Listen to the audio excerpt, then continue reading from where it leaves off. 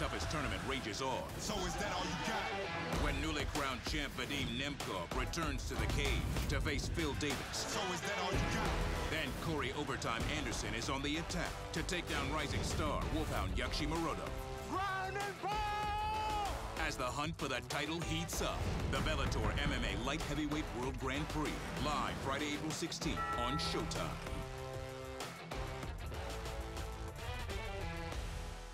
Basketball season won't be around forever, so get into all the action now with DraftKings, the leader in one-day fantasy sports. Use code SMOKE during sign-up to claim your free shot at millions of dollars in total prizes. Daily fantasy basketball is easy to play. Pick your lineup, stay under the salary cap, and see how your team competes against the rest of the field. We've been pounding on the table on daily fantasy, and DraftKings has the top promotions. Every dunk, steal, assist, they all mean so much more with DraftKings daily fantasy lineup on the line. Baseball fans, DraftKings has you covered too. Get in all the daily fantasy action with the new season underway. Jack, the Major League Baseball season is underway. Are you a fan? Man, am I? Boston Red Sox all the way. I think the guy from the Lakers just bought into ownership. Yeah, Braun know what to do. Come on to the Red Sox and go and get you some chips on this Major League side, fam. I'm excited to see if the Dodgers can repeat. You know, picked up Trevor Bauer, gave him a nice little bag. It's going to be exciting to see if they can repeat. So I'm excited for this season. With DraftKings, payday comes every day for players. So what are you waiting for? Head to the app now. Download the DraftKings app now and use the promo code SMOKE during sign-up to get in on this week's free shot at millions of dollars of total prizes. That's code SMOKE, and you get a free shot at millions of dollars in total prizes only at DraftKings. Eligibility restrictions apply. See DraftKings.com for more details.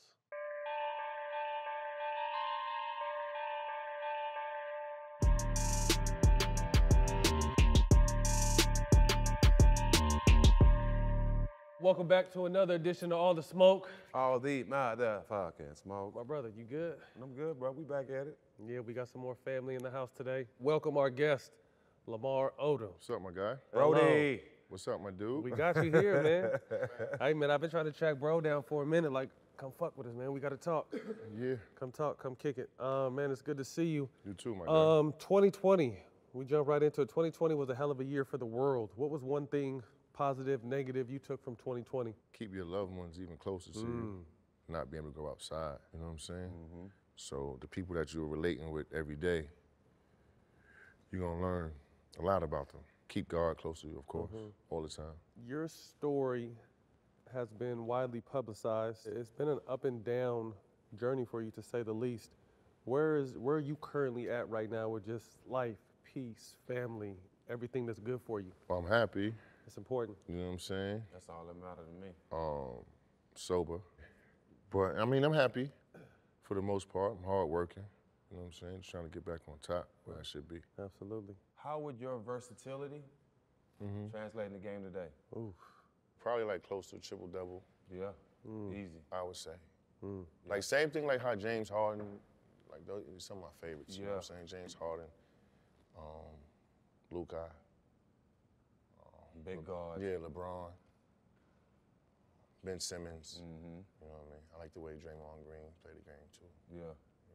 Versatile, someone could do a little bit of everything. Gotta do a little bit of everything. Yeah. Yeah. Well, take us back. Your upbringing, your childhood, it's been well documented. Your father struggled with addiction. You unfortunately lost your mom at 12, but all that shaped you into, you know, the man you are. Tell us about your upbringing. Queens. Queens. Queens. Yeah, my mom's passed away. I was 12 years old. It's crazy. I remember the day she did pass away. I just went to the park and like hooped all day. That was like the first time I got like the pass to stay out all night. You know what I'm saying? I think my grandmother knew I was grieving. You know what I'm saying? She passed away in the afternoon, and I was in the park till the next morning, just hooping. And then, you know, growing up in New York, you know, the point guard game is big. You know what I mean? So I always like tried to be like Kenny Anderson. When I came into the league, I kind of like was like a 6'9" Kenny Anderson, but then that changed when I went to Miami and I put on like 25 pounds. But basketball, you know, has been a journey. It's been life for me. You know, life is, you know, ups and downs. When did you pick hoop up? Just playing against dudes that was older than me every day. that was my practice. You know what I'm saying? Little did I know that I was just honing my skills to, you know what I'm saying, to make it to the NBA. Just playing ball every day, as much as I can. What was the city like back then? Obviously big on basketball, big on music. I mean, 90s, you know, crack era, you know what I'm saying? Up-tempo, violent, always gotta be on point. How did all that shape you and prepare you for what God was gonna put in front of you with the journey you took in the NBA? How do you see that New York shaped you and prepared you for what was coming? Well, I think the streets of New York can prepare you for anything. Basketball in the streets was my life, really. And, you know, girls. Same here. Ain't nothing changed, really. You talked about outside. I mean, that really honed your game. Talk to us a little bit more about how just playing outdoor, like you said. Well, your handle is everything, you know what I'm saying? When you from New York, you know, you're in New York, you gotta be able to pat the ball. Yeah. No matter what position you playing. No matter how big you end up. Yeah, and it's, you know, it's gonna give you an extreme advantage. You know what I'm saying? No matter what level you on. Kyrie, James Harden, even Steph, he known for his jump shot, but his handle is incredible. That's it. Yeah. Shake the shotty. Who did He's you ready look to up get to and poppin'. watch on TV growing up as a kid? Oh, man, Magic Johnson. Of course. No, Magic Johnson, Makes sense. Kenny Anderson, and then dudes that I love, like even watching in the league when I was even playing against them, like Garnett, Nowinski. What was your high school? You know, obviously a very decorated high school player at legendary AAU teams. Take us back to that time because, like I said, you hit a growth spurt and you kind of kept growing, but you still kept your guard skills at your, what are you, 6'10"? Yeah, and I'm about 6'9" and a half now. But when I was a freshman in high school, I was like 6'2", but then when I came back for my sophomore year, I was like 6'7". Sprouted up. Yeah. So at 6'2", you know, you're a guard. Middle of like freshman year, I'm like 6'5". Then when I get back, I'm 6'7", so I was able to keep all my guard skills. I'm constantly playing against or playing with Eric Barkley, Speedy Claxton. We had three NBA dudes on the same high school team. That's crazy to think And about. then it's probably the toughest league, I think, in the country. Got LaSalle, St. Raymond's. You know, any one of those teams is like probably be in the top 25 in any given year. You know what I mean? I was watching Kenny Anderson play. He was playing against a school called Talent Time. It's not there no more. But you had Kenny Anderson, and they had a center. His name was Rod Warden. He went to St. John's. But they was playing against a school called Talent Time. They had Brian Reese, Adrian Autry, and Malik Sealy on the same team, my dude. Yeah, that's cheating. You feel what I'm saying? Yeah. So that's how like tough the CHSAA is every year. So to win it my year, I had to go play against Ron. You know what I'm saying? It's tough. Yeah. Tough just to get out. The city championship in New York City is everything.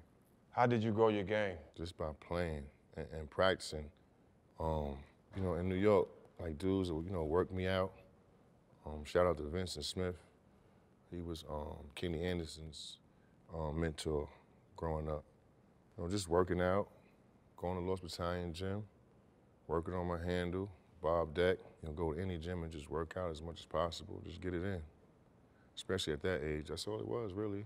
Just basketball. You know, that was really before, you know, smoking weed or, you know what I'm saying, doing anything else, shit like that. Straight hoop. Word. Tell me about that Rucker moment, the famous Rucker moment. When Bron and Hov and them, I think, Yeah, when I mixed the boy up. Yeah, and threw it through his leg. Yeah. What year was that? I think it was 2004, so I think I just signed with the Miami Heat. That year. Yeah, I did. Was that the Rucker? Yeah, that was the Rucker. Yeah. It was raining.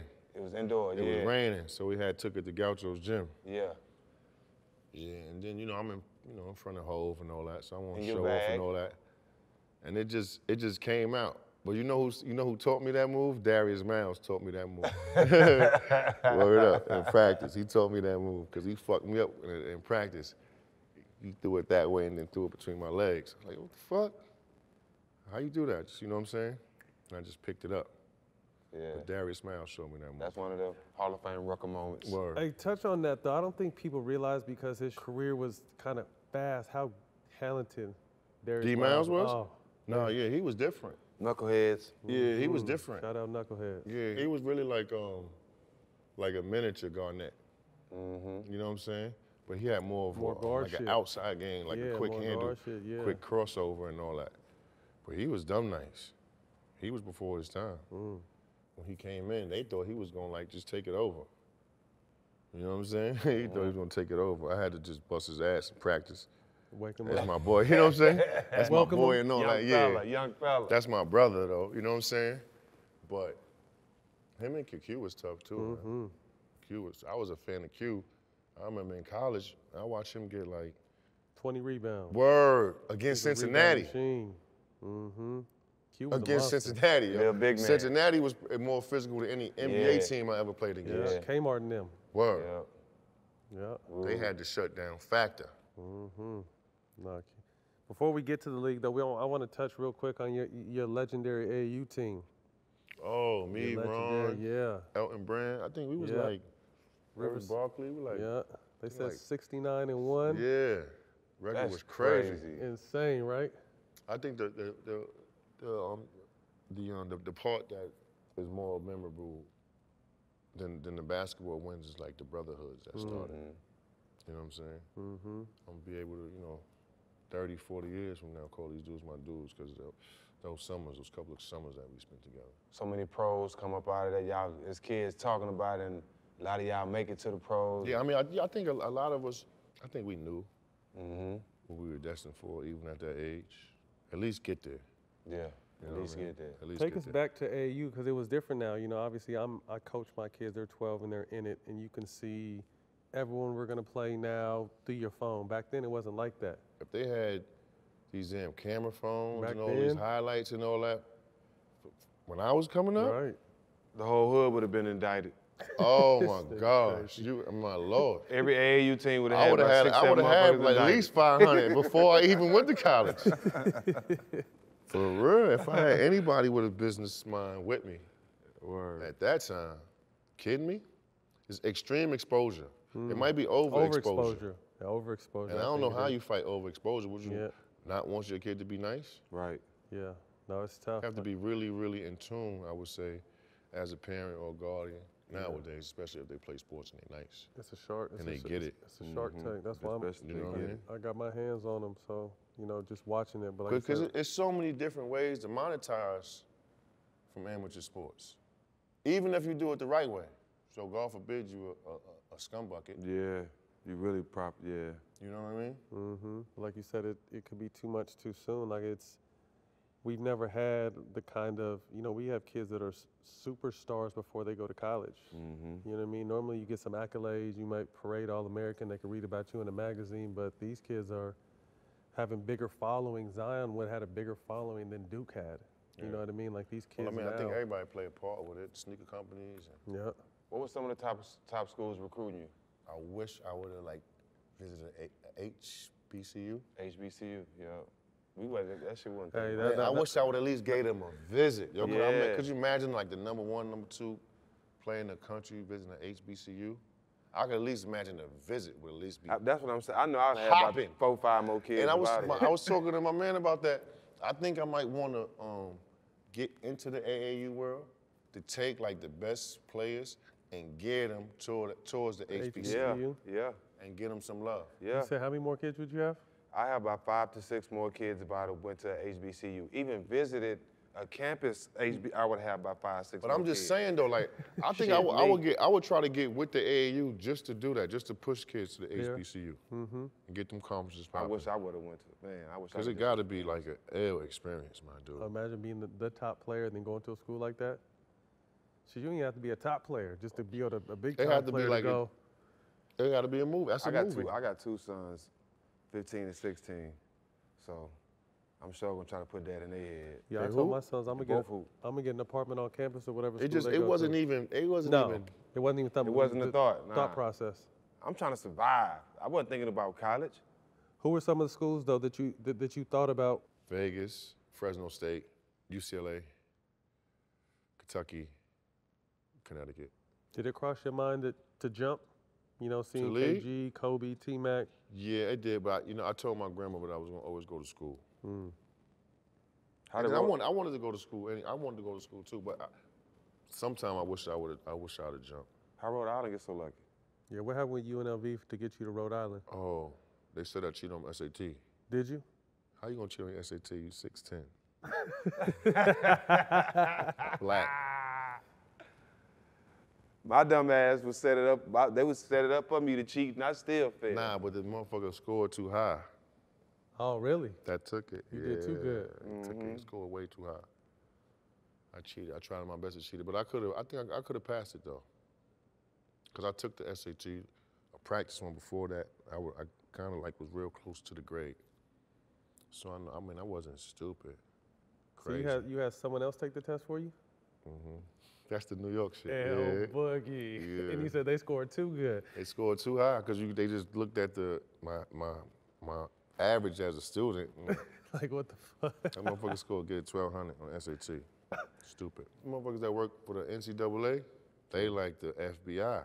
Oh, they knew everything. Oh my God. They had me all the way jammed up. All the way jammed up. So how'd you end up at Rhode Island then? I was gonna go to UCLA. That's what I thought. I remember hearing that. And then Harrod got fired on November 6th. Whatever year he got fired. November 6th is my birthday. On your birthday. He taking you They with tell him. me I gotta leave UNLV. So I was gonna go to UCLA. So I said, fuck it, I'm just gonna go here in Rhode Island.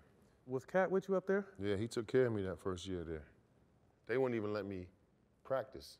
The secondary bats going Intramurals? intramurals They wouldn't even let you fuck with that? because of that SAT shit. Oh man. I guess because, I'm the #1 player in the country, extra heralded, whatever. Well, #1, #2, whatever you want to call it. Them motherfuckers probably thought I couldn't even read or write.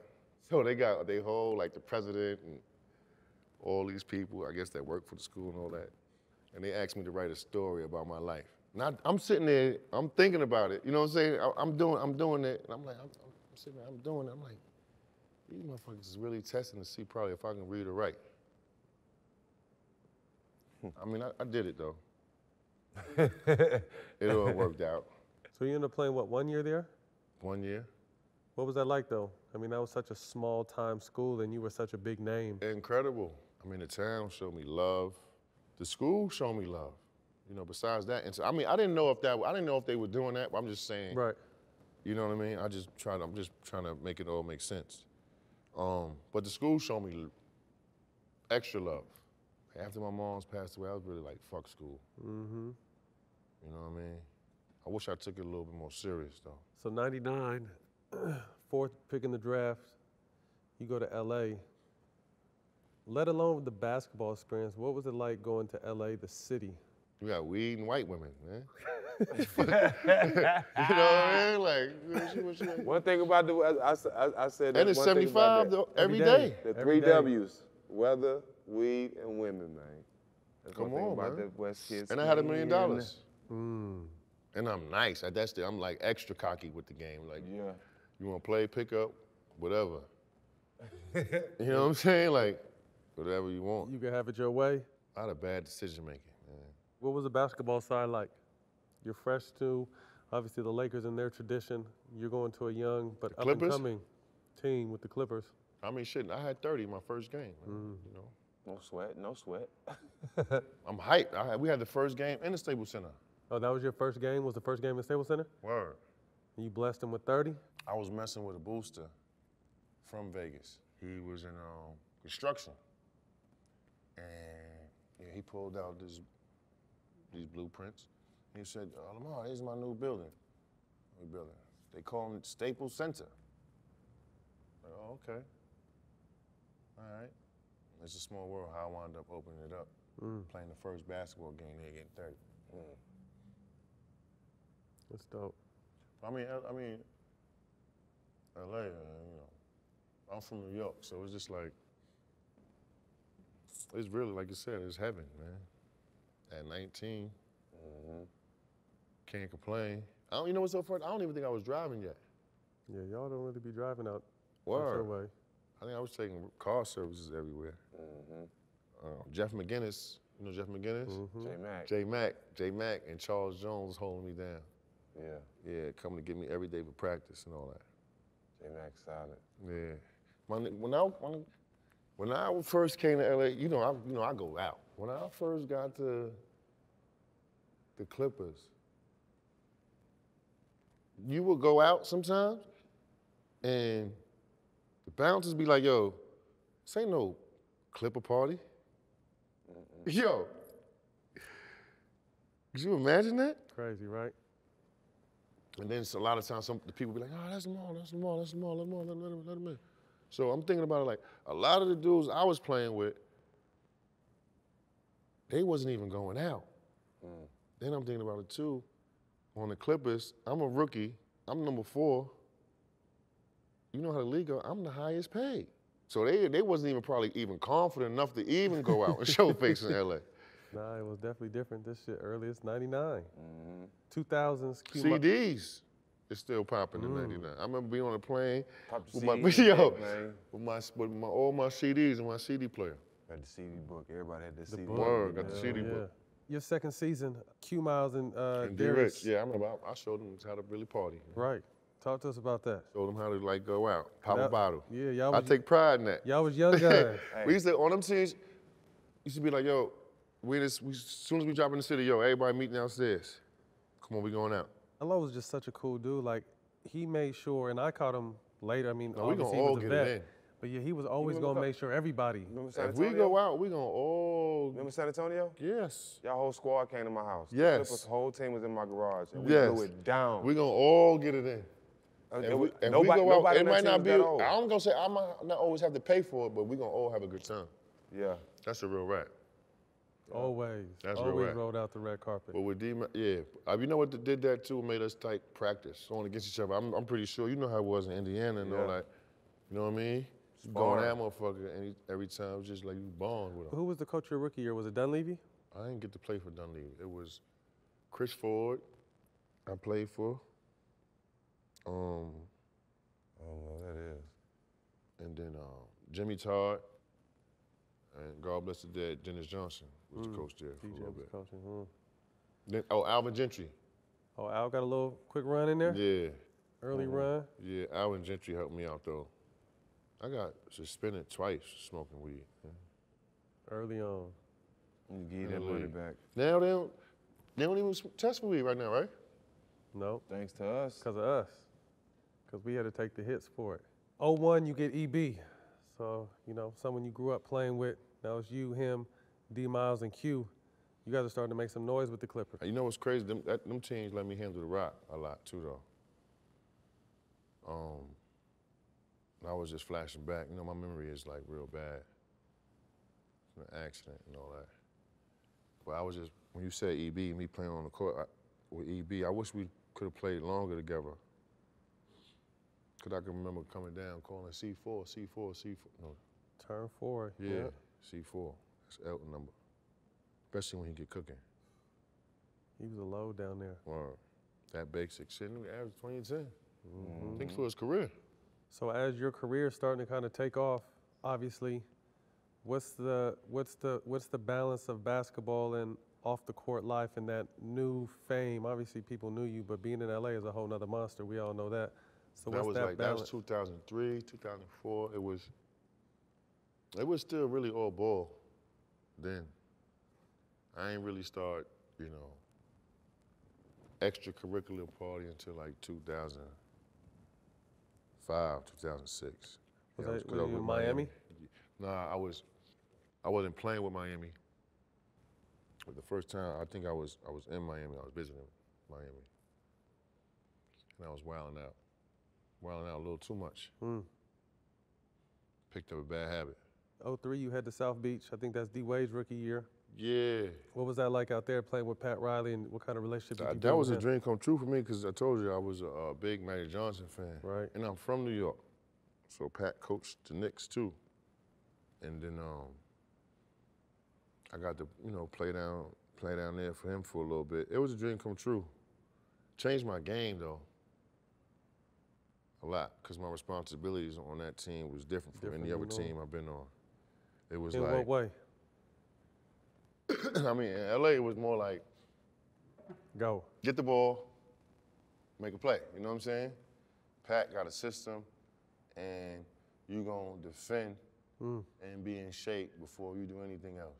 That's real manhood basketball down there. That changed you for the better, you feel?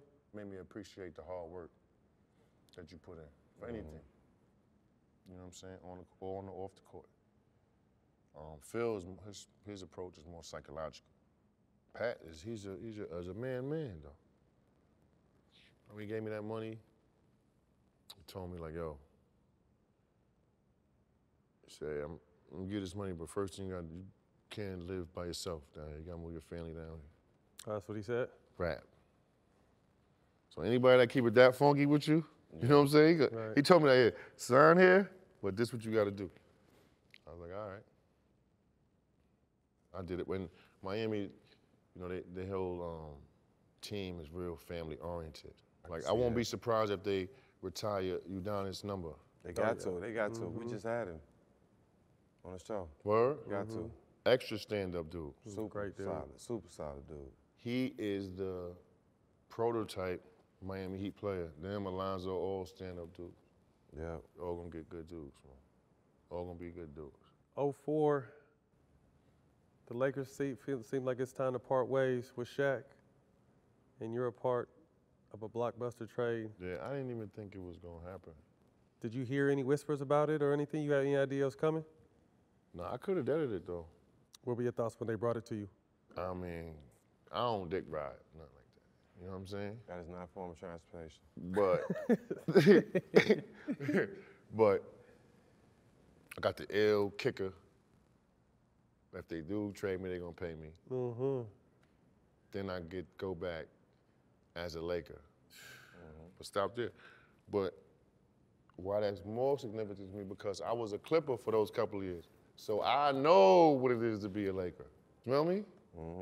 So I'm like, I go back, I'll be king. And I get to play with Bean. That was a no-brainer for me. I took the executive decision. You coming to Joe and Cove in LA, Dr. Buss, Jeannie, Mitch, the Dr. family. Buss is ill. Word. Rest in peace. Word. In a good way? Jeannie Pops in an amazing way. Yeah. What was the difference? Like you mentioned, you touched on it, but so you saw at the time the Clippers weren't good. You mean you came into a door, man? I remember I got there in 03. Were you guys practicing at South by Southwest back then? You'd have to keep the back doors open so no one breaking into cars? Yeah, no, we practiced at the Southwest Junior College. Right. Remember we had to take a shower there. No shower, nasty showers. You had to keep the doors open. I would never take a shower there. Because motherfuckers are stealing, breaking windows. My dude, this is the NBA. I wish I would have been around a dude like who had practice habits like Kobe. Early on? Word. I'm thinking about all them times pulling up to Southwest, 10 o'clock practice, coming in at 9:30, like a bump. You know what I mean? There was no examples though. Nah. Right. But touch on that. Like I'm sure you've seen it right away. You got a chance to play with him. I came and played with you guys. What it was like just being with him and seeing him. No, yeah, I mean, well, his whole shit is different. I be hearing dudes say his name, like, you ain't really. He was trying to be perfect on the court all the time. Even doing his little shooting routine or whatever. You know what I'm saying? Where even if his footwork, even if he's getting shots, he's doing it in a certain way where he's just trying to get better at it. You know, his work ethic in the morning, man. He was a thug. At 10 in the morning, he was going extra hard. He was straight up banging on breakfast, man. Straight. He said banging on breakfast. Yeah, for real. Like, my man. Constant. Take it easy. Up and at it. There was no such thing, though. It was all full steam ahead. Phil Jackson comes in 06. What's that experience like? I'm sure you never had nobody like him. Yeah, and I mean, that changed. I think just probably the way I looked at the game. You know, really not from the physical aspect, from the mental aspect, the mental approach. I mean, you know, we used to meditate together. And so, if you know anything about meditation, that's like prayer, in a sense. So really, we all praying together unreligiously. That's deep. You know what I mean? So that's gonna build the extra bond.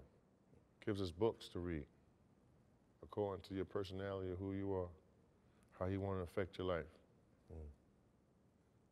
That's crazy to have read enough books to be able to have something for you Right. type shit. That's For deep. real. To understand people that much, though. Right. Question, how driven was Cole? And how did that rub off on you?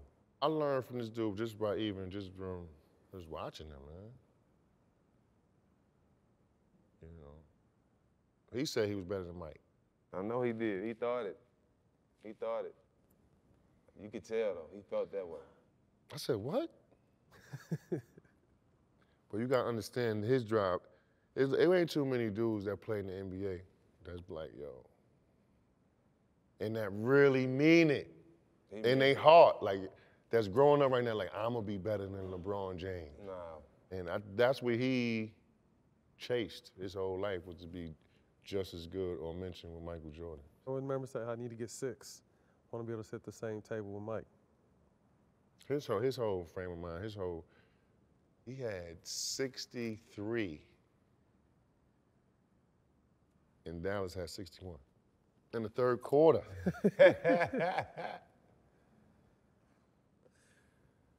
Cole. You know how NBA practice is. Word him up, he hit like 10, 15 straight in the practice. You know, they know the play. You still can't do They nothing got an with it. idea. You guys are able to pick up Powell in 2008. Yeah, that changed everything. We was ready to bang after that. Yeah, you guys go to the finals that year and kind of become a part of that historical of the 2 greatest franchises ever to play rivalry between the Celtics. I don't really think people understand how good Powell is. Probably, especially people that caught him playing at the end of his career. But he's like, you know. Something else. Because he playing the point guard from the center position. Feel what I'm saying? So, okay, you know, penetration start from getting the ball in the post, right? That's the deepest penetration you can get. So now you got somebody that got the point guard mentality From that that's spot. close to the basket. But still has everything to score it, though, It's too. opening everything up. You're like, boom, boom, boom, left, right. Crazy. And, you know, the triangle is probably the most intricate offense ever, I would say. He came the first day, he knew it. Like, you was watching film on it? We played against the Nets. And we took off from that point on. He a rock star, too. He went to Spain. He had it rocking. I remember that trip. Word. That was a fun Word. trip. I'm like, this is like a big-time superstar. Real, we got Kobe and this dude.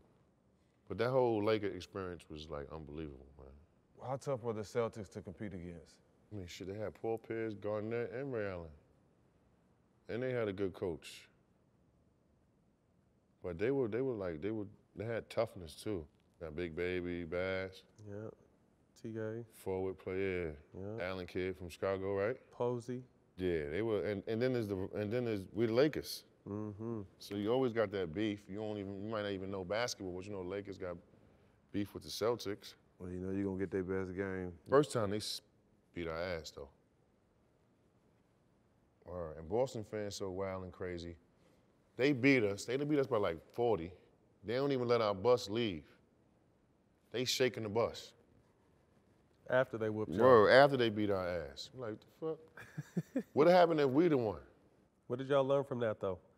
That experience, that 08 loss? Because y'all went on to win 2 in a row after that. Kobe said that was the hardest loss he ever had. Hell yeah. I think that's why I'm like, yo, I'm gonna stay around Kobe a little bit more. He's staying, I'm gonna stay in. You know what I mean? I'm gonna really follow this dude all the way through. And see where it take us. And I think that's the year I decided to come off the bench. Word. How tough was that, though? Because you've been a... Shit was tough because they supposed to pay me, man. But everything worked out. I wound up, you know what I'm saying, marrying Shorty and all that. So everything worked out. We'll get to that part, but so back-to-back championships, you get a chance to see them again in 10 after what they did y'all in 8. How vindicating was that? And then also being able to pick your brother up and do it with Ron involved. Yeah, I think as that's well. why it was big for us to get them I remember, oh yeah, we won it that year with Trev. And then I remember that summer, he's a free agent. I remember speaking to, I don't know whether I bumped into Ron or seen him somewhere out and was like, yo, if you can, you should come with us, son. You know what I mean? Like, need a 3? Come get one. And then, you know, I already knew with him and Kobe on the same team. It's a lot. It's trouble for the league. Yeah, the score. That's a lot of alpha male. Yeah, them two alone. You know what I'm saying? Because they went at it when he was on Houston, that one year in the playoffs. They took us to 7 games. So I already knew we was going to have a big, just mentally. Because it ain't 2 dudes on the team that got 2 dudes like Steven Jackson. No. Or 2 dudes like Matt Barnes and like Steven Jackson. You know what I'm saying? That so mentality. At the 2 and 3, so who gonna really control them? But it all worked out, man. Ron got one with us. That's what I'm saying, went on the biggest real. stage together. Why not win the? That's a whole movie, man. How much did you embrace the 6-man role? It's It's different. hard. It's hard, I was about to bro. say, Nah, but that's being maybe like help me do that. You didn't want to, though. Nah, hell no.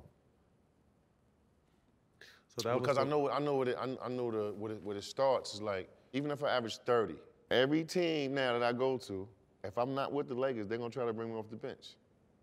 You looked at the big picture. I can get this chip, nigga. You know what I mean? So, listen to Big Bro. Big bro. Get the chip. Best thing to do, listen to Big Bro. So 2010, I get a chance to join you guys. As a team, we're going for a 3-peat. Oh, Y'all just got worse. I think that was the year I won. That was your 6-man year, wasn't it? Again, Bean. Yeah. We had a hell of a squad coming off the bench, Everybody though. gonna always like what you do. Do it, be the best. Gonna be reality TV, fuck had the best reality TV show. Right. Y'all went there. Y'all got it. Fuck. Be Do great. it. Be great, period. You know his shit, yo, just do it. Be on the free throw line, nigga, just make it. That's simple. So he I had won an award while I was filming a reality TV show in the NBA. That ain't gonna never be done again.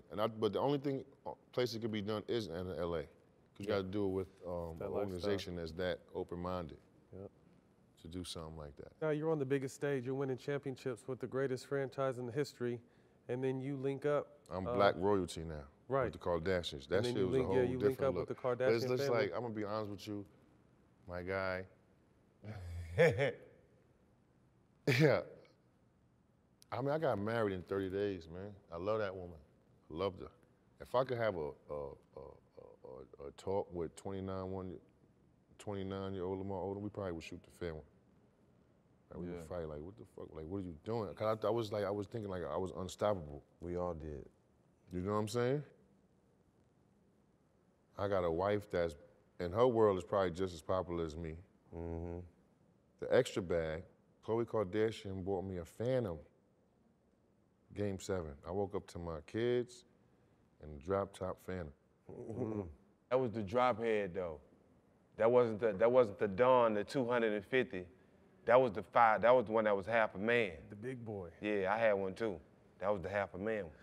But tell me, I mean, you, like I said, it And I'm doesn't out get here being the fast ass, huh? it doesn't get bigger than the Lakers. Nah, it don't. And it then don't get bigger than them. You almost, like you said, you met your match. Extra off, cross branding though. You know what I mean? So that's what I was gonna get to. That what kind of different light and atmosphere did that branding put you in? That was an incredible, enormous light. Obviously, I was only a New York nigga could handle that. No offense to some people from anywhere else. Cause you have to be a star before you was a star. To understand that type of light that you getting. Cause I mean, obviously I didn't even know how to handle it. You smell me, or I handled it wrong. In some sense, I'm not married to her anymore. Right. Was it hard to just never be able to turn it off though? Like you on ESPN and TNT with the Lakers, and then you go across and you're on the biggest reality show ever. Like there was never really an off time. I'm a real one. I think at the end of the day, I'm a realist. So I knew when to be Lammy, and I knew when to be number 7. You know what I mean? Was there a difference? I don't know. I would say I think number 7 was a little harder.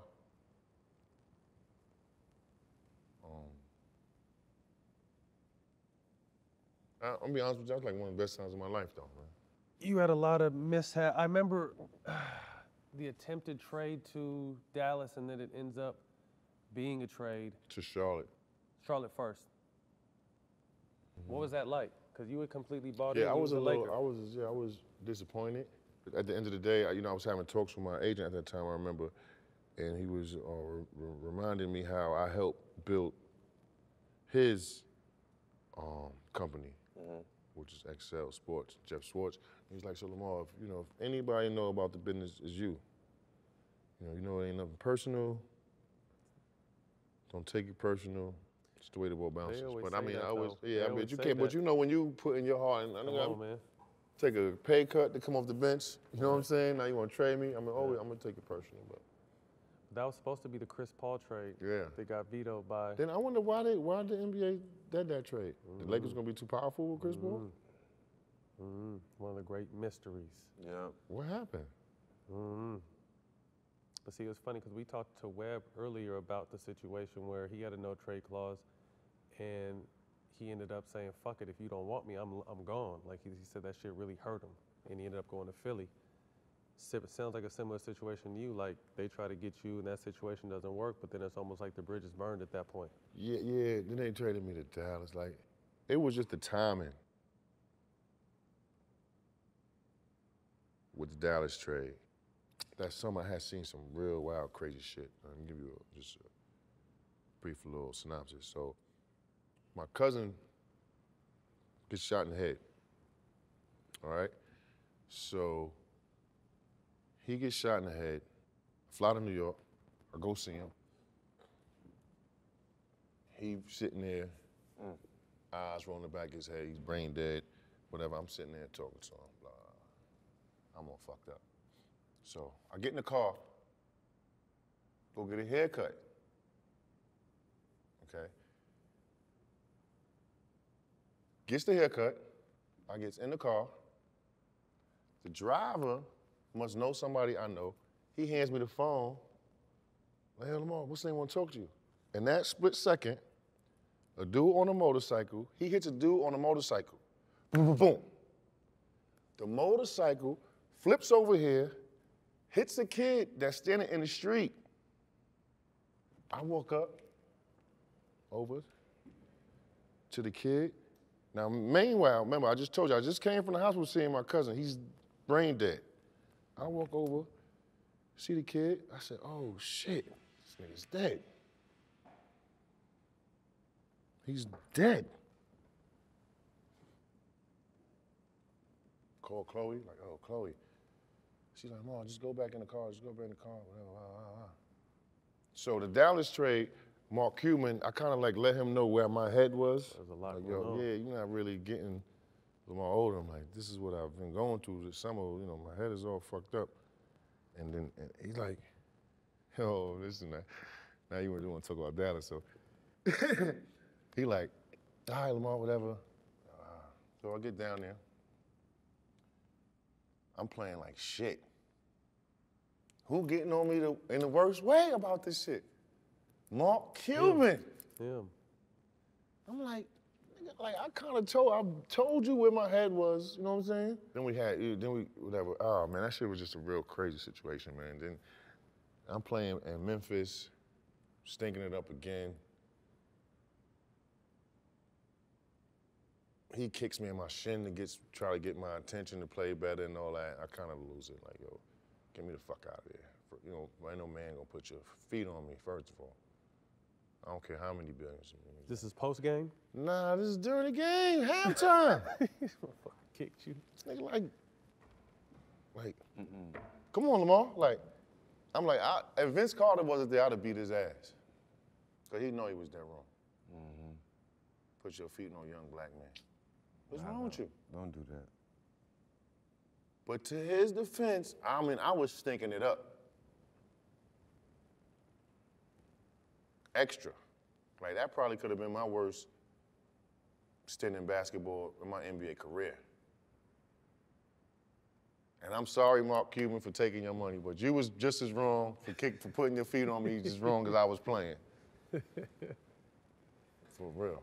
That situation ends. You hit ups, downs off the court. End up getting, or Chloe ends up filing for a divorce in 13. Where's your head at? Obviously, the off the court issues are starting to really weigh on you. Yeah, that's the drugs, though. Talk to us about that. Because drugs, first of all, you shameful when you do drugs. And, and living in shame, you just put yourself in, it leads to bad decision making. Shame and anxiety. And,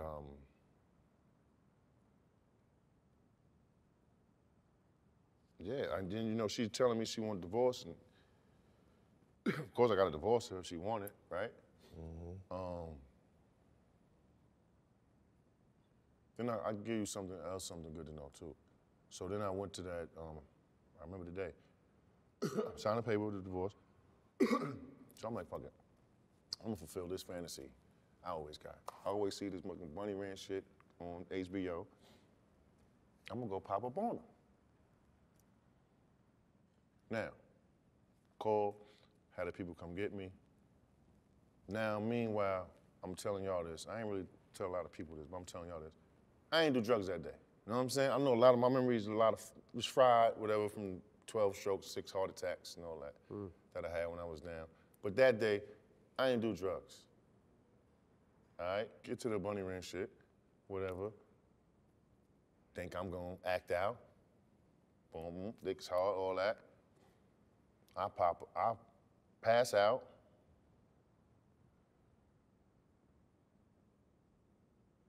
And word to mother, I ain't do drugs that day. But I'm gonna keep it real with you. I wish they would let me know what the fuck they gave me, because that had to be some good shit, my guy. Because that shit had me put out, that shit, 3 days, and I had 12 strokes and 6 heart attacks. From something they gave you there? Hell yeah. Damn. Whatever it was, my guy. Just a super, like a whatever it was, whatever they stuck me with, however they meal. put that shit in me, however they did it. But your mental was just, there was so much going on, you were just open to kind of just get away? I lost my wife. You know what I'm saying? I was like I was a Kardashian, so they queens, so I'm a black Kardashian, so I'm a king, right? Just got took off my throne, off of my actions, on some bullshit. Yeah. But. So you talk about that day. You talk about that day, man. You talk about that day and all the after effects. You said what? 12 strokes, 6 heart attacks. When did you kind of start? When you woke up from that, what's your thought process? First, how I get here. You know That's the first thing you said, how I get here. My nigga, I was down. If I go, you had a 50-50 chance. No, I was down, like, go say your finals goodbyes to Lamar Odom. They told my family. I was all the way there. If we go to see the Sinai right now, it's like if I go there, it's like a party. Because you made it.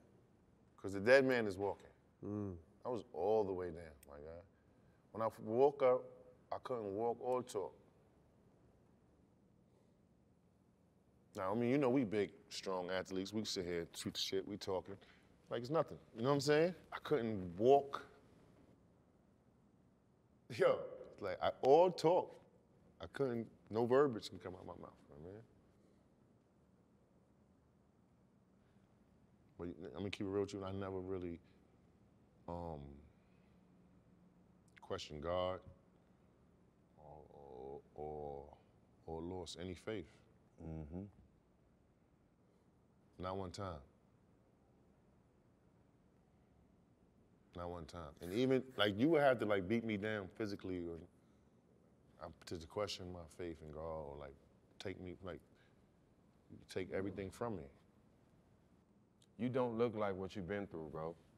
No, you still look good. You know what I'm saying? Yeah. But you know what's so crazy? Because people be on the street, whatever, I might be recognizable and shit like that. And people like, yo, Lamar, you look so good. Like, I almost get like lightweight offended. Like, Damn, was I that bad? yeah, like what the fuck you expect me to look like? But you know what I mean? But a lot of people on the outside, like, they wasn't there, but Yeah. we, even us, from being afar, not being able, because, you know, in my mind, I wanted to be at the hospital to check, you know what I'm saying? You know how me and you rock. Yeah. But around the world, we wasn't there, but we know what you've been through. And to see you look like Lamar that I seen in the NBA as a rookie, you look the I same, was bro. down, So though, for man. you to come up out of all that, and to look like you ain't went through none of that shit, bro, you know what I'm saying? It's motivation to a lot of people, whether you know it or not. You know what I'm saying? I mean, all I could do. Because a lot of people don't come up out that shit, bro. Yeah. You know what I'm saying? A lot of people don't come up out of it. So for you to be able to stand like you standing, as strong as you are right now, you know what I'm saying, and dealing with everything and being the dude, the strong brother that we know, we gotta salute you for that, bro. Because I know a lot of people wouldn't have made it. Even if I don't really even express it verbally or actually say it, you know what I'm saying? God knows where my heart is at. Right. That's all that matters. So he know I'm like, this is like beyond grateful. Just to be living, man. Like, that's real rap. What was that recovery process like? I mean, we've been through Serious. divorces, but I'm saying, like I said, on top of that, you're still dealing with an ailing heart, and then you got all these, now you got new medical conditions, now you're just kind of happy to be alive, but still, like you said, the grind was real. Tedious. 20 training camps. You feel what I'm saying?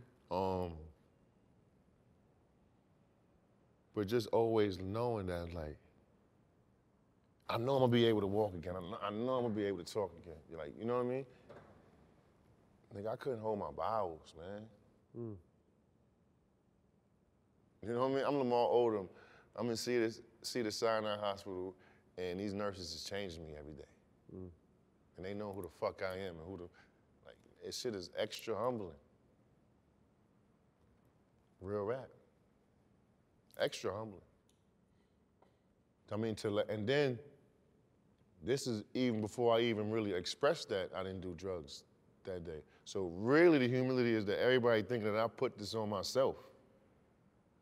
And I know that's one of the reasons why he ain't take me, because he ain't want me that on my back. You know what I'm saying? So it's just extra humbling experience. So I mean, so like nothing else could get me more down in that situation. No money, no bitch. You know what I mean? Nothing. Fuck how fly you think you are, whatever. I'm gonna get through anything and everything. You spoke on Ron Artest's Showtime documentary Quiet Storm, and you spoke to mental health, that you But can't do shit without mental health is where it's at right now. For real, I'm trying to close this deal with this company called PHM. I don't know if y'all heard of Clubhouse. Heard of Clubhouse? Trying to get my own room in Clubhouse to support the whole mental health. I mean, especially, you know, during the COVID pandemic, man. I know a lot of people probably been taking the easy way out. Sniff some blow, crack, whatever, some pills, some opioid, you know what I mean? That shit ain't really the way to go. What do you do when you have urges like that? I'm gonna be honest with you, that's how I know I'm saved for real, because I don't even think about getting high. Absolutely love it. First of all, I'll get sick and won't even be able to enjoy it. Real rap. You touched on mental health and how that's never been something that's black men we discussed. It's a sign of We weakness, don't even it's a sign talk of this. about it. We always think it's like, it's cool for our dude to be a little crazy. Yeah, or And just we tough it know out. these niggas off, you know what I'm saying? And he might need help. But it's very important that we do. We can't be helping them lock us up. You know? They're gonna do that anyway. Real rap. You lost, obviously, your mom at a young age. Dad dealing with dealing with what he dealt with.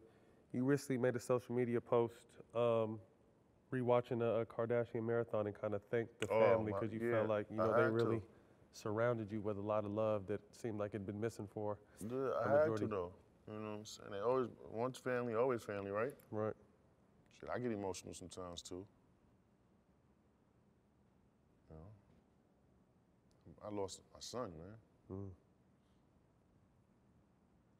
You know, life is just, I never would think too much of myself, man. You know what I'm saying? That shit could be taken from you instantly, man. But it also shows after everything you here for a real reason, like you In fact, said. yeah, and you know what, though, I'm gonna be honest with you, like, I kind of like really trying to, like, I think that's like what I'm trying to like still like find out.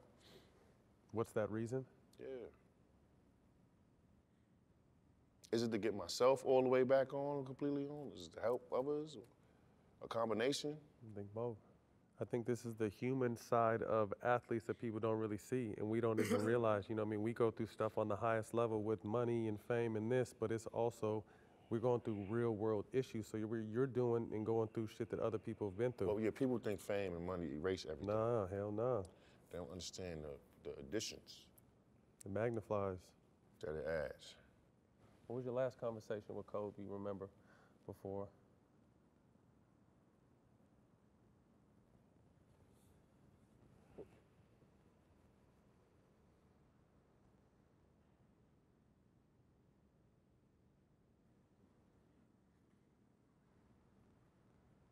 You want me to keep it all the way a buck with you?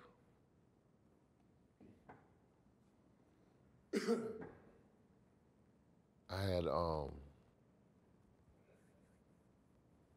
been gambling. You know what I'm saying?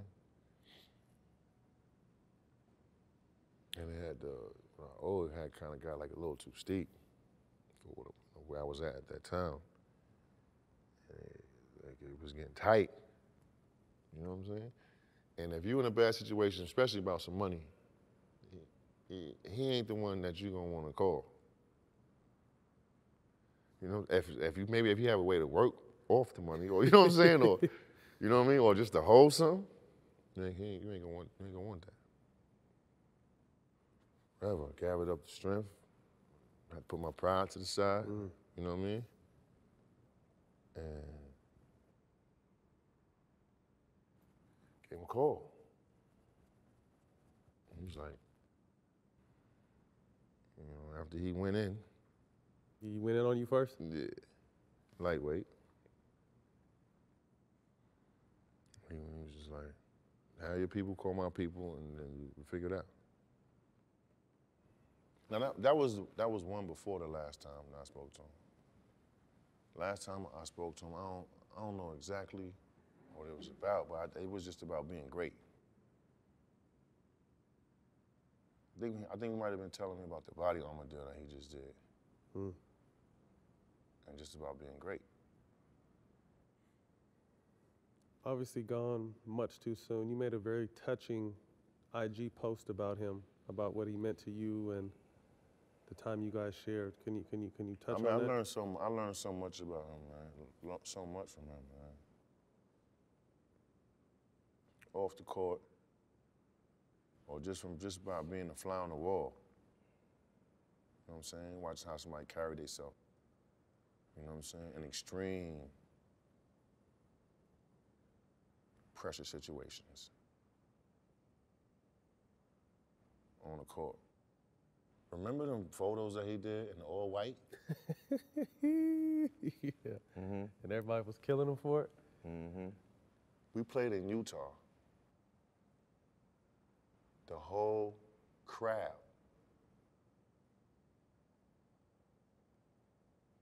had them pictures. There are pictures of him? Every single seat in that crowd. Why did they do that? Had them pictures. And he still go out there and serve. Them people, them Utah people, They're rough. let me tell you something. They had had a cardboard cutout of me, remember? Listen, they had a blow-up doll, and the blow-up doll had a French maid outfit on and had a sign around his neck that said, "No means no." Wow. That's how they do in Utah, though. Yo. Utah's tough. I like the crowd, but some of I mean, some of them are OT.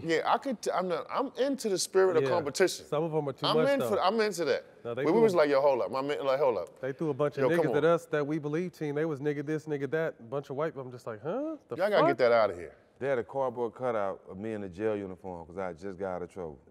Life size, right under the basket. They don't play. Life size. A 6'8" cardboard cutout, me in the life, you know how they was the uniform in life they was in? That's a jail suit. That was before Jack got Not with the pinstripe, Joe? Before he got the new teeth, too. Exactly. I had gaps all kind of shit off in there. She was fucked up. Oh, shit. That's banana. Yeah, they crazy in Utah, man. Just crazy how life come at you fast. Who knows, man? Yeah, nah, I miss being, though. Yeah, me too. I miss having the person that, you know what I mean? He had his shit together. Didn't he? I just can't not hear his name and not get emotional, bro. You know what I mean? It's hard. But what he meant to us, man, it's like. Man, yeah. I don't cry probably as much as I should. I do. Shit. But that's an easy way for me to get crying. Like, you know what I'm saying, to go there. Because, I mean, you know how you die. Somebody get killed. It's a little different than being sick or. Totally different, dog. We got a chance, you know, we did one of his last interviews, and before we actually interviewed him, you know, we was doing our thing here, but we was at his office, and he was just so adamant on this next chapter of life, this next 20, of kind of shedding the image of who he was as a great basketball player, but stepping into Nah, this. you know, when I say he had his shit together, I'm not just saying, like, he had, like, he knew what he wanted to do. Oh, his direction, that's what I'm saying. At all time. Well, he told he was going to be greater in this next 20 than he was in his past, and I'm just like, how? But he was dead set on being great in whatever was He could have been an ill coach. Anyway. See how ill he had his daughter. See how ill he got Kyrie, Tatum, all his little disciples, they all killing. Yep. Mitchell. Yep. It's just like, he nuts with it. Michael Jordan probably would have never told him none of his secrets. How did you get into boxing? Payday. You used to do. I used to. You used to box though a little bit for training. I trained when I played for the Lakers. My best playing days, I used it as training. I just noticed how my hand-eye got so much quicker. Your disposition as a man changes too. You know what I'm saying? When you box, you like a little bit more confrontational. Take less shit. Motherfucker can't talk to you in kind of way. But, you know, everything happened in my life for a reason. It's probably happened at 41. It's good for me to pick up boxing. I wouldn't even mind investing in a little boxing gym. Nah, just because it's a great way to stay in shape. Mm-hmm. Yep, I got one. I do sometimes. Word? I got a bag in my crib. For real? And it's a good way, like, you know. It's a great cardio workout. Yeah, like. Then you sharpening all the tools you just may need. You hope you don't need them. You know that. You train. You be on the whole UFC shit, your whole, you know. Yeah. Yeah. Ain't gonna let nobody motherfucking your man space and all that. It's a lot of discipline too. Teach you a lot of discipline. Breathing and all that stuff. All that stuff. Yeah. All that. Meditation. I'm looking forward to seeing you squabble. Yeah. I mean, it's gonna be quick. I might play with, what you want me to just play with them? It's only 3 rounds. Yeah, just jab him to his face. face. Just jab him, yeah. I'll just jab him, then finish with him right. Jab him to his face, come on. Yeah, jab, boom, right. Jab, right. Hook, I told you they, right. the folks wanted me to box you. For real? They hit me up. They're like, hey, we got Lamar, would you box Lamar? Probably do that next one. I wouldn't watch that, because he know how I am. Like you can probably do that next one. I can't fight somebody I fuck with. Pay? I'm trying to hurt you. Yeah, that was my thing. I was like, I can't. It's only 3 rounds. You got the headgear. We can knock each other out. Boom. 3rd round. Same time, double knockout. Double TKO. Boom. You ready? Put your double chin out. TKO. Word up. Nah, they hit me up, and I'm just like, nah, I can't box my man. I'm the same thing. You know what I mean? Like, I can't box someone I fuck with. Nah, no, it's supposed to, but you know what, I think it's an opportunity for me to just to promote the celebrity boxing, get more maybe athletes or other celebrities that want to box. Yeah. They said, I heard you. Maybe rappers that's beefing. Yeah. You got the demeanor. You got the demeanor for us. I ain't got the demeanor for I got the plug. Yeah. And you said a little redemption for Nate. Yeah.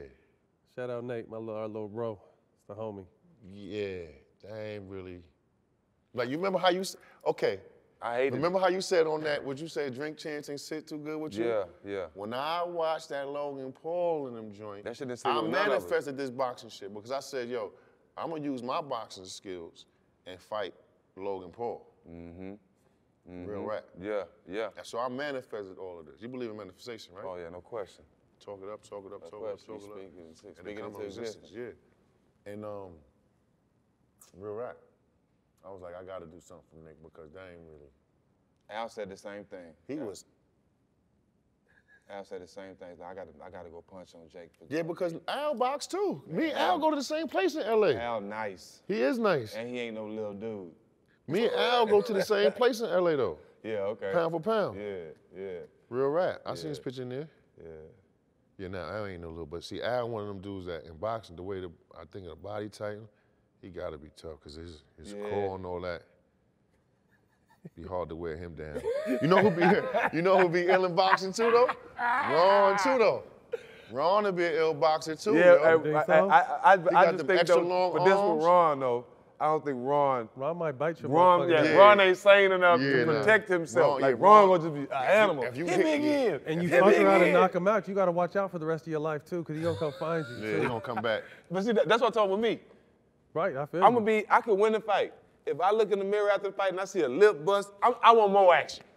I still want action. So I'm not disciplined enough to be a boxer. I want action at all I times. used to play. Yeah, Aaron McKee used to be. I used to fuck with Aaron McKee. Like, yo, Aaron, I'm gonna be an ill fighter. He'd be like, nah, L, you got too much fatty tissue in your face. That shit will bust open. You gonna easy. cut easy. Yeah, you cut easy. For real. Dope. All right, we coming down to the end. We got some quick hitters. First thing to come to mind, go with. Toughest to guard during your career and why? Tracy McGrady. Yeah. He on everybody's list. I don't think he get And enough. Q set me up for that. Q did. Tell me about it. What happened? Q set me up for that. Q set him up for the wham wham. Because I guess Q knew the history of us, me and McGrady battling in high school. Ah. So before the game, Q like, no, I jump ball. Q like, yeah, Al, you about to show this nigga.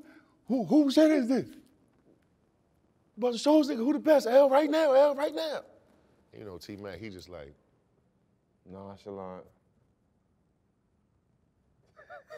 You see the face he made. Both He just of like- them nonchalant, though. Yeah. he was just like, he gave me like 44. Ooh. And I'm gonna be honest with you, I'm gonna say like 35 of them probably was on me. Even though, like I had like a real good stat line, and I think we won the game, if I'm not mistaken, I had a real good stat line, like maybe like 17, 19, 12, 8, something like that. But I'm gonna say like 35 of them shits was on me. Like because he had my package, but he just had the athleticism to top it off. Can handle that thing, shoot it, but he just will go over you. He will go over you. 6'8", take off. Go over you. Seen him do it.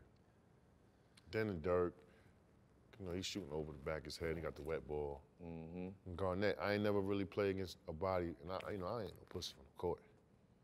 You know what I'm saying? I ain't gonna back down on nothing about me. But he just, that his motor.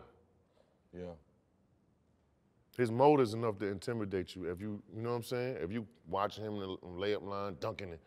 Yo, I remember we was playing against Garnett, me, D. Miles, and Q. You know, that's D. Miles' idol, Kevin Garnett. So whenever we play against Kevin Garnett, D. Miles showing up, and D. Miles coming down dunking, and Garnett like, ooh, ooh, these niggas out here dunking and shit. My dick is getting hard. My dick is getting hard. You know? But I'm saying Garnett, Nowinski, and McGrady. But I ain't never seen nobody play hard like Garnett. KG. Yeah, he was an animal. U+4 going to the blacktop. U+4 going to the blacktop to get a dub. Who you taking with you? Anybody, former Anybody. players, homeboys from around the way. U+4. It don't matter. Like, you don't got to go position, list. It's just 4 people you taking basketball, we going to hoop. Basketball. 4 players you taking with you to the Rucker to win Basketball, a game. and you might have to fight. 100 racks on the line. What 4 are you taking with you to the Rucker to get this dub? 1 game. 4? 4. Plus Plus you plus 4. You and your heyday You make plus 5, 4. yeah.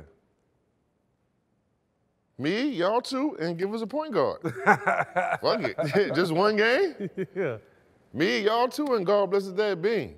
I know I ain't gonna lose. Ain't nobody gonna push up on us, try us, no nothing. We ain't losing no fight, no game, nothing. no nothing. No nothing. We going undefeated that day. No nothing. Nothing. That's the best GMing I heard. For real. For that question. That's Hey, easy. your top 5 rappers.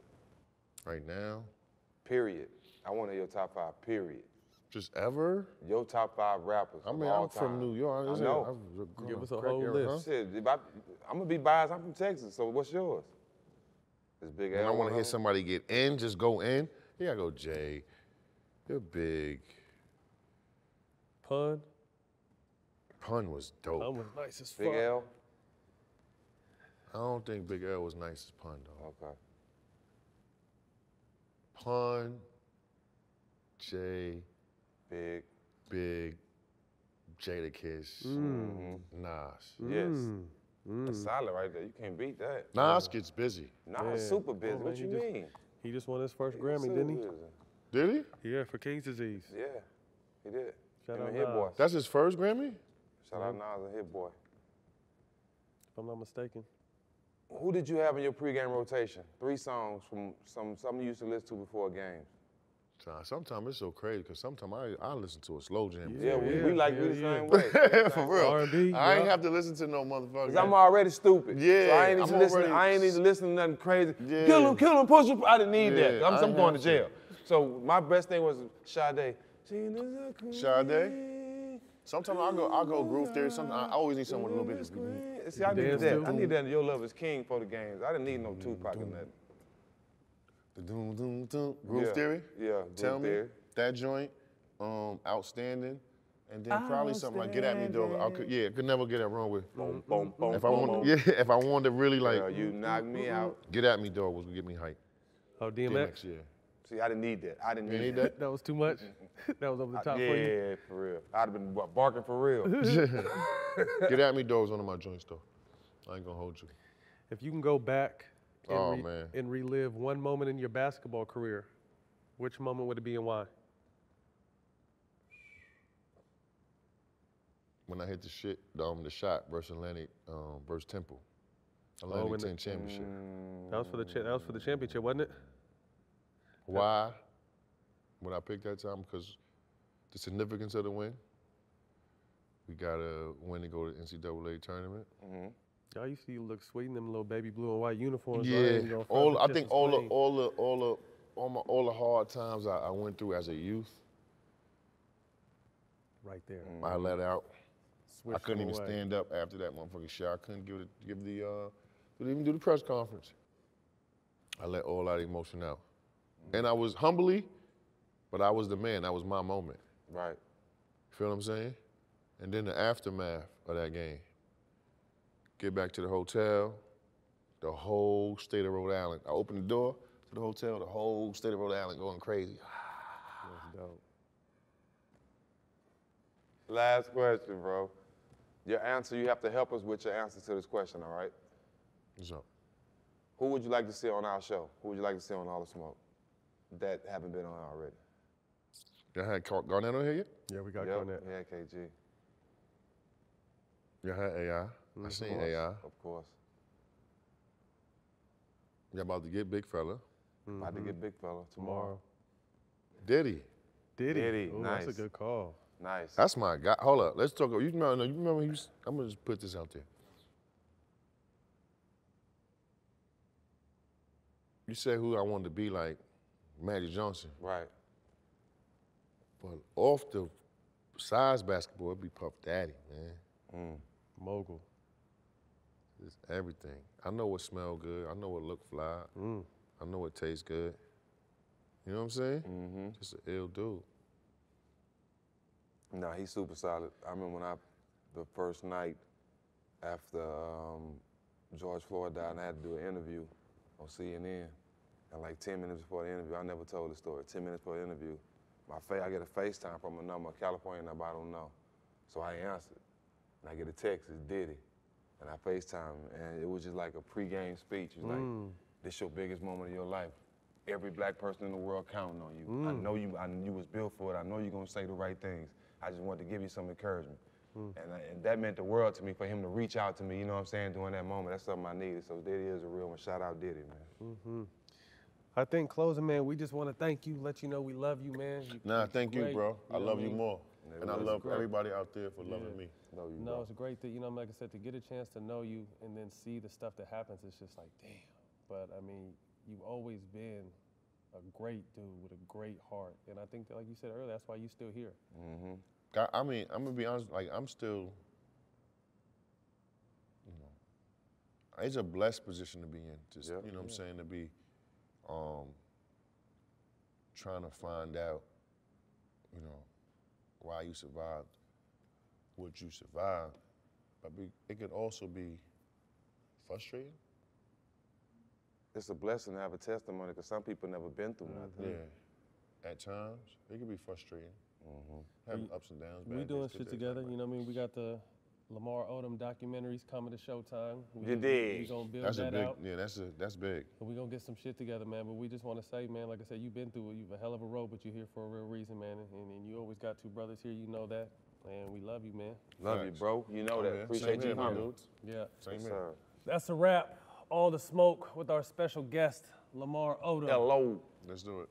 Brought to you by Showtime Basketball YouTube and the iHeart platform, Black Effects. We'll see y'all next week.